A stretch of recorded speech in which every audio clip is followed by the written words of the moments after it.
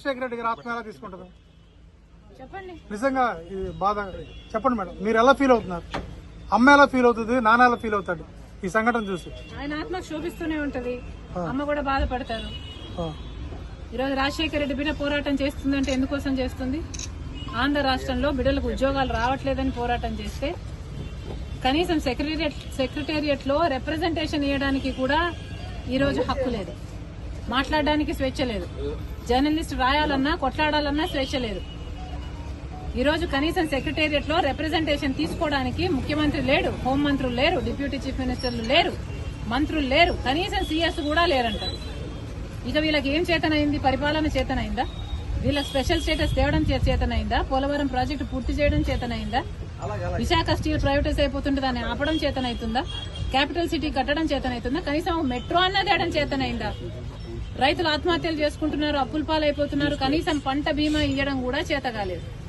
బిడ్డలు ఆత్మహత్యలు చేసుకుంటున్నారు, ఉద్యోగాలు లేవు, నోటిఫికేషన్లు ఇవ్వడం కూడా చేత కాలేదు.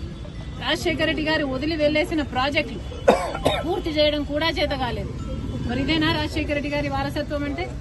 ఆలోచన చేయాలి. ప్రజల కోసం కొట్లాడుతున్నాం మేము ఈ రోజు కనీసం కనికరం లేకుండా, మహిళలను చూడకుండా రాత్రి నన్ను పార్టీ ఆఫీస్ లోనే ఉండేటట్టు చేశారు. ఇది పాపం కదా? ఒక ఆడపిల్లని ఇలా చేయడం పాపం కదా? పాపమే.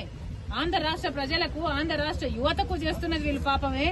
ముఖ్యంగా ప్రతిపక్షాలు, జర్నలిస్టులు ఇంతగా కొట్లాడుతున్నా కూడా కొట్లాడ కనీసం వీళ్ళ చిత్తశుద్ధిని కూడా ఈ రోజు గౌరవించకుండా ఈ రోజు ఇట్లా గాయపరిచి.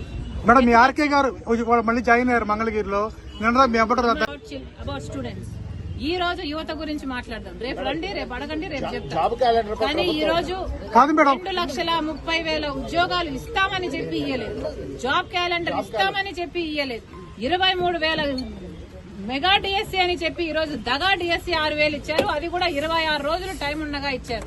పిల్లలు ఎలా ప్రిపేర్ అవ్వాలి? అసలు ఈ ప్రభుత్వానికి మనసే లేదు. ఉండను బండను మీ చేతి గాయం ఎవరు? పోలీసులు ఇంకెవరు చేస్తారమ్మా? Mega DSC